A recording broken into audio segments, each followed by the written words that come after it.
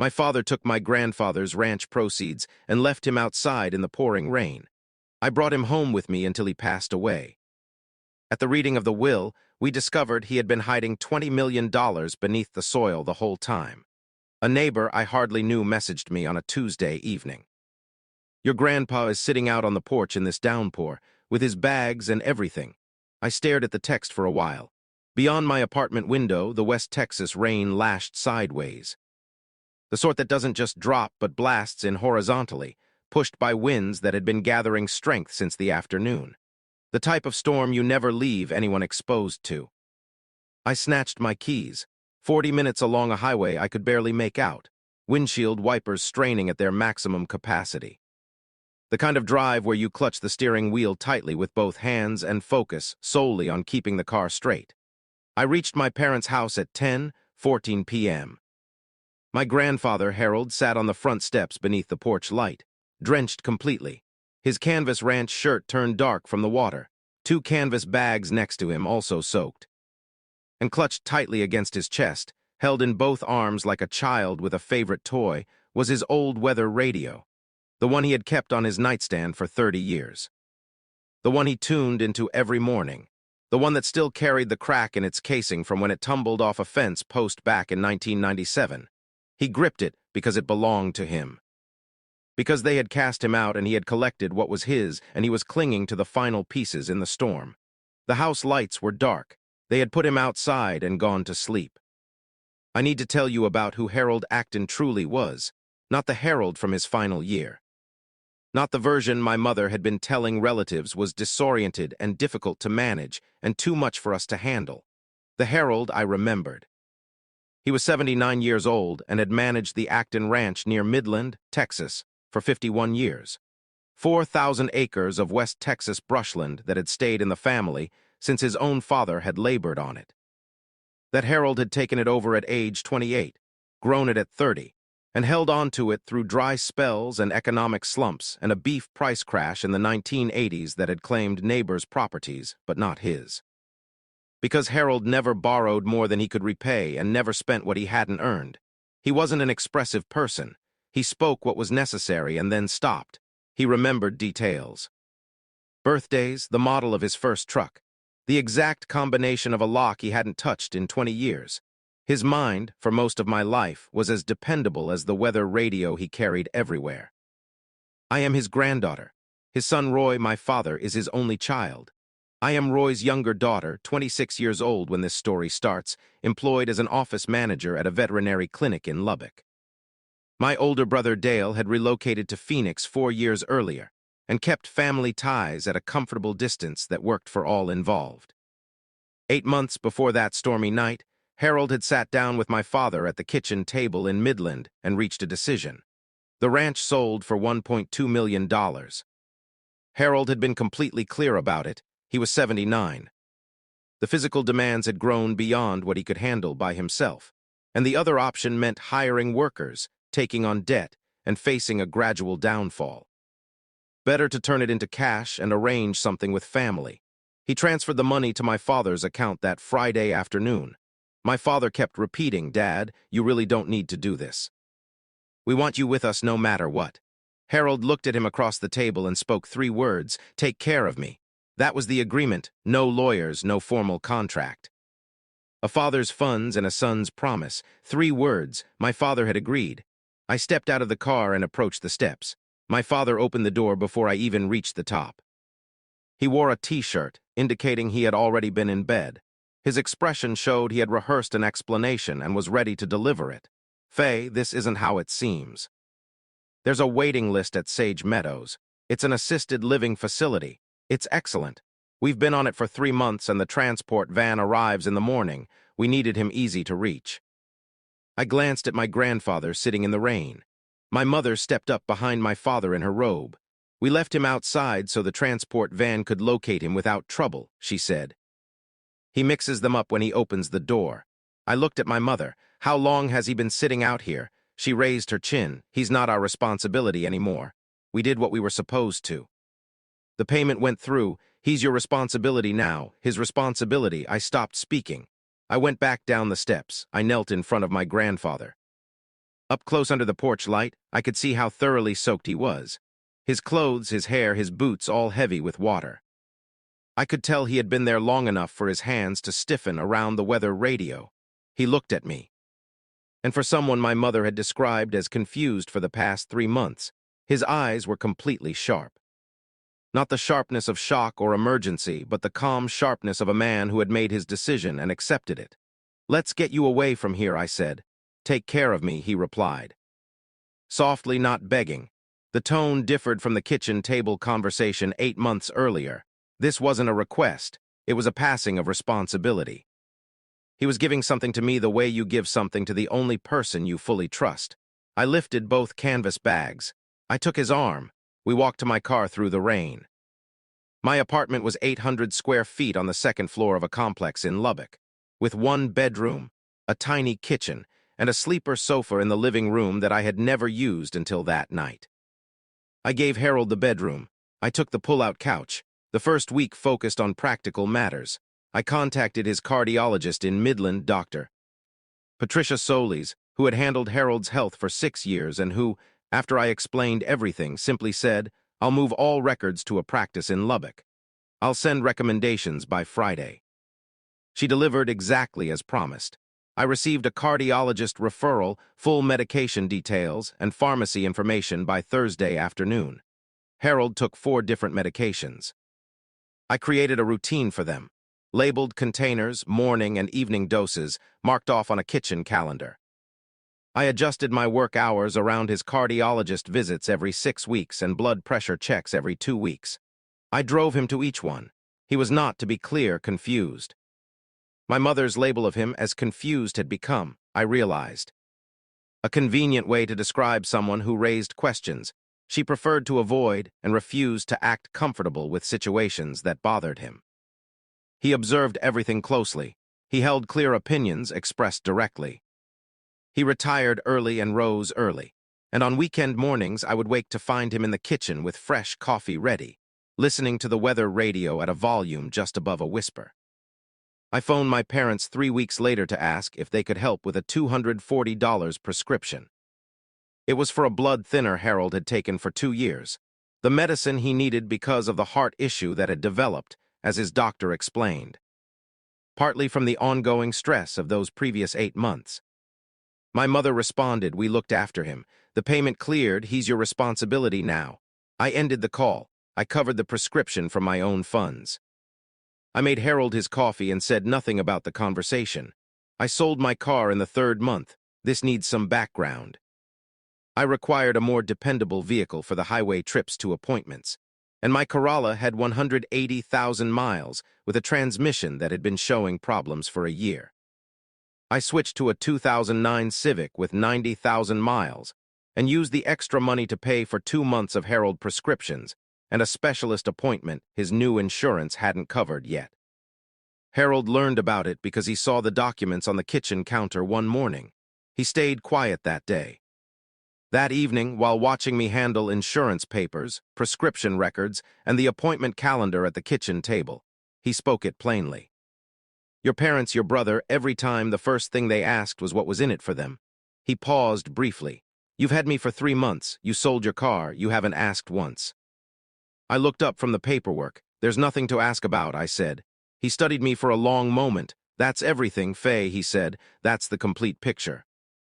He went to bed early that night, lowered his weather radio, not turning it off, never off, just to the soft volume he slept with just above silence, the way he had for 30 years. He didn't wake up the next morning. I called my parents at 6:47 a.m. The first thing my mother said, before asking if I was okay, before mentioning Harold, before inquiring what happened, was, "Has anyone contacted the lawyer?" Her father had been gone for 4 hours. He was still in my bedroom. I stood in my kitchen in the same clothes from the day before, and she asked about the lawyer. I said, "I'll manage the arrangements." I did. Margaret Ellison had served as Harold's lawyer in Midland for 22 years. She focused on estate planning and property matters, and possessed the calm demeanor of experienced attorneys who have seen enough family matters to stay unflustered, yet still care about what matters. She had a careful way of speaking and a steady presence that showed she was seldom shaken. She called me the day after Harold's passing to go over the will reading. She mentioned certain details would need me there in person. She said there was something she had to give me before the reading. Her words were professional and measured, but something in the conversation stayed with me. A tone of consideration in how she emphasized your personal presence that hinted the reading would demand more from me than I anticipated. The will reading took place on a Thursday. My mother showed up in her church clothes, chin lifted, ankles crossed. My father sat beside her with the slightly distant look of someone already doing mental math. My brother Dale had flown in from Phoenix, which showed someone had called him with information that made the effort worthwhile. I arrived last. I wore a fresh shirt with the civic keys in my pocket and carried the particular alertness that comes after a week of poor sleep and the sharpness grief sometimes brings. The strange, heightened focus of someone with nothing left to lose. Margaret sat at the table already with a folder before her and on the credenza behind her desk, a gray metal lockbox. She glanced at me as I entered. A brief pause. If you want more stories like this in better quality, my Spotify is linked in the description. She passed a folded note across the table with my name on it, written in Harold's pencil. I recognized the pressure of the letters. They opened it when she instructed. The key is yours. I looked at the lockbox. Harold had worn a brass key on a thin chain around his neck for 51 years. I had seen it my entire life. It was as much a part of him as the weather radio. One of those items that becomes ordinary through constant presence. When I had prepared his body, his personal items came in a small bag. The key was inside. I had thought it was sentimental, something from the ranch days. I reached into my pocket. My mother folded her hands and addressed Margaret. There isn't much to go through, is there? The man gave everything to us. This is really just a procedure. She spoke like someone who had already decided the outcome and waited for the papers to match. Margaret placed the folder on the table and opened it. She read the standard opening, then she looked up. Before we move to the distribution sections, I'm going to ask Faye to open the lockbox on the credenza. My mother frowned a little, a slight adjustment. I walked to the credenza. Every eye in the room watched. I took the brass key from my pocket. It turned smoothly, which caught me off guard. The smoothness of a lock that had been cared for, oiled, and kept ready for a particular reason over many years. Inside was an accordion file. Brown and thick, labeled in Harold's straightforward handwriting, The Land. I carried it back and placed it in front of Margaret. She didn't open it right away. She looked at my mother. In 1979, she said, your father-in-law separated the mineral rights from the Acton Ranch property. He kept them apart from the surface land. My mother's face stayed mostly the same for now. The meaning of mineral rights needed a moment to sink in. At that time, Margaret went on, the Permian Basin mineral rights weren't considered very valuable. Your father-in-law decided not to develop them right away. He set up a passive lease that had continued without interruption for 46 years. The earnings from that lease had built up in a separate account. The mineral rights and the built-up earnings were appraised by an independent expert 8 weeks before your father-in-law passed. She checked the folder. The total value of the estate and accumulated earnings is $20,340,000. My mother said that's impossible in a voice that had completely changed. Not furious. Not yet. The voice of someone whose whole picture of events had just collapsed and who hadn't yet recovered. Margaret continued reading. Regarding the $1.2 million transferred to Roy Acton last year, your father-in-law documented that transfer not as a gift and not as payment for care, but as an advance on Roy Acton's portion of the estate. The legal document recording that detail was completed at the time of the transfer. My father asked, "What does advance against mean?" Margaret explained patiently. It means the $1.2 million was always included in the estate total. It doesn't vanish. It was counted at the time as Roy's share received early. The estate distribution accounts for that. She turned the page and slid it over. The amount listed under my father's name was smaller than Dale's truck payment. My mother stared at the page. I watched her read it once, then again. The quiet in that office was the quiet of a woman who had spent 8 months building her position on a certain assumption, and had just learned that assumption was never true. Then Margaret said, "Your father-in-law asked me to read one final line in his exact words." She found the spot. A cleared check is not the same as a kept promise. My mother's own words came back to her across 8 months and a grave. The check cleared. He's your responsibility now. She had spoken those words to me on that rainy night, standing in the doorway in her robe. She had believed them completely. She had based her entire view of the situation on them. The belief that receiving money equaled meeting an obligation, that a bank transfer could replace what Harold had truly requested. Take care of me. He had understood what he was asking. He had known, I believe, what he was risking. And he had spent 51 years maintaining a lock with a certain key and never telling anyone about what lay under the ground. And he had given the key to the one person in the room who had never inquired about it. The distribution of Harold's estate took 14 months to finish. Margaret Ellison handled it with the careful attention she applied to all her work. The mineral rights went into a trust that Harold had created and updated over the years, with the same quiet exactness he showed in everything. The accumulated earnings accounts were reviewed and divided per the will. I won't share the exact amount I received. I will say it was far more than I ever imagined, and that upon receiving it, I understood it wasn't payment for the months in that 800-square-foot apartment. Harold hadn't named me main beneficiary because I had cared for him. He had chosen me because I had never asked about it. That's everything, Faye. That's the complete picture. My father hired a lawyer to challenge the will's treatment of the $1.2 million as an advance instead of a gift. The lawyer was Robert Crane, with 20 years in estate disputes. He examined the documents Margaret provided, the legal paper signed at the time of transfer, the wording Harold had required, the notarized records of the decision Harold made in 1979 and kept ever since. Robert Crane advised my father against moving forward. My father called me in November. His voice wasn't angry. It was the voice of a man who had lived with the truth long enough for the anger to settle into something quieter and more real. He planned this for years, he said. Yes, I said. He knew what would happen. I thought about Harold at that kitchen table 8 months before the storm, looking at my father and saying those 3 words. I think he hoped he was wrong, I said. But yes, he prepared for the possibility, a long pause. I put him out in the rain, my father said. There was nothing more to add. It was true, and he knew it, and I didn't need to agree out loud.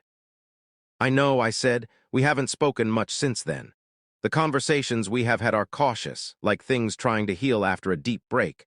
I'm not sure what we will become to each other in the end. I'm still figuring it out. Dr. Patricia Solis called me in January, 8 months after Harold passed. She called to express condolences, which I thought was thoughtful for a doctor who had only handled his care from afar in his final months. She said she had been his cardiologist for 6 years and had treated many patients in many circumstances, and Harold stood out. He spoke about you, she said. The last few times I saw him in Midland before everything changed, he mentioned you and said his granddaughter had good judgment. Good judgment. In Harold's way of speaking, I was sure that was as strong a compliment as he gave. I thanked her. I thought about that for some time after the call. The ranch is gone. It was sold and divided, and the new owners have already altered things I try not to dwell on too much. The land Harold's father worked, and Harold worked for 51 years now belongs to others, which is simply how life goes, and which Harold accepted when he signed the sale papers. What he protected stayed underground.